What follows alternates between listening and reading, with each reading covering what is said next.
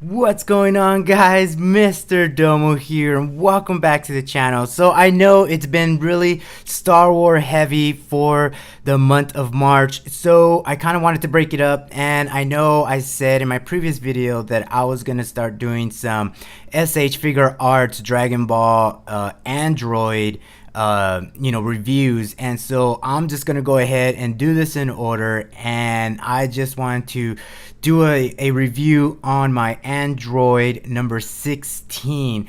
Now, I believe you can still pick this guy up for a decent price, but I think this is one of those underrated kind of figures in the SH Figuarts Dragon Ball line. And so you can see this is an older box style, before they did the half of the, window, they just had a window in the center there, and then, they had the border going on. But, this is the Bandai Tamashii Nations S.H. Figuarts Android number 16, and there you go, you see them right there. There's a little picture of Android, which kind of continues on to the side of the box, and then on the back of the box there's Android 16, and then you have 17 and 18. And like I said, I'm gonna go ahead and do this in order. I do have 17 and 18, and I think they're kind of overdue for a new upgrade, like a 2.0 of those Androids. I don't think they're gonna re-release Android 16 because, I mean,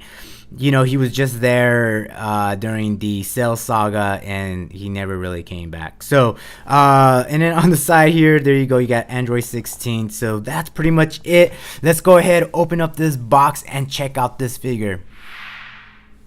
Alright guys, so there he is, Android 16 out of the box. And I gotta say, like, they really nailed it with this guy. I mean, I love the design of this character. So when converting it over to an action figure, like, it's done really well. So I love the design of his hair. He's got that mohawk, he's rocking that mohawk. He's got these broad kind of shoulder pads there, and then he's kind of rocking the same type of armor, like the Saiyan armor. So overall, really cool. I mean, really good design, good shading, good color. And so the only thing I would say, my only complaint is, as you can see, he does have that effect where he shoots kind of like that energy beam with his hands, but the problem is these do come off kind of easily. So that is one concern. If you're kind of moving this figure around, you just got to be aware. You just kind of have to really put them in there really tight, kind of make sure that they're snug. They don't really lock into place. They're just kind of in there by resistance. But overall, really good. He does have good balance, as you can see. The little flaps here on these bottom portion do move around, which is nice. And I believe these actually do come apart, so you can take them off. And then you can see the two little peg holes there. So overall, really good. And I love the detail of his face. He's rocking the earrings and everything like that. And the only thing that does kind of suck about this guy is, obviously, he is kind of important to the storyline, because obviously he's the one that got Kid Gohan to kind of push himself during that saga and realize his full potential. But as far as the accessories with this guy, you do get another set of hands here. So you do get a changeable hands, and you got a set of grasping hands, which is not bad, nicely done. I think they definitely improved over the time with the details of the nails and everything like that, so that's kind of cool. And then for the facial expressions, he does have his kind of mean face right there. He's got his smiling face here, kind of he's happy, when he's talking to Gohan. So that is really cool. Nice detail, no errors there. And then here he's got his yelling face, like he's about to do he's performing his special attack move, which is really nice.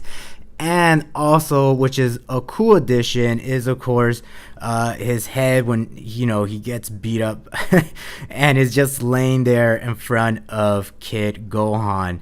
So that is really cool, nice detail. So if you do have Kid, or I mean Teen Gohan, you know, you could put this right there because this is kind of what inspired him to kind of, you know, break through his limits there and become Super Saiyan 2. So that is really cool, and I love that they added that little detail.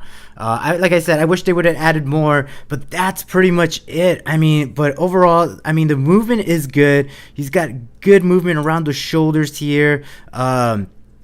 See how easily that is? That just comes off real easy. He does have a bicep swivel. You know, does got good movement around the elbow. The hands here, they do have somewhat of a good range, just mostly kind of like rotation. And there it is. They're just on a little peg there. And then for the legs, good movement also. He does have that double knee joint there. At the ankle, he does have a little bit of movement. And then, of course, he does have that toe pivot.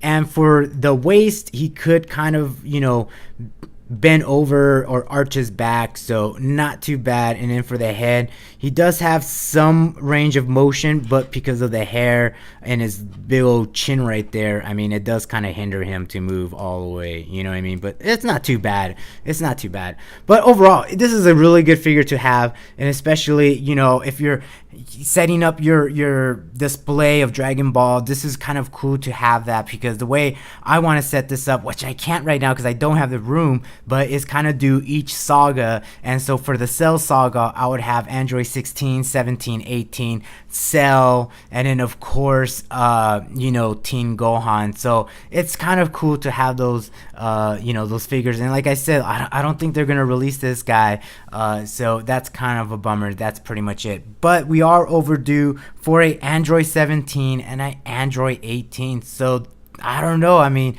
I don't know if Tamashii Nations is going to do that, but I'm guessing they should, because the Tournament of Power did kind of feature a lot of Android 17. So we'll have to wait and see. But that's pretty much it. Thanks for watching, guys, and I will talk to you later.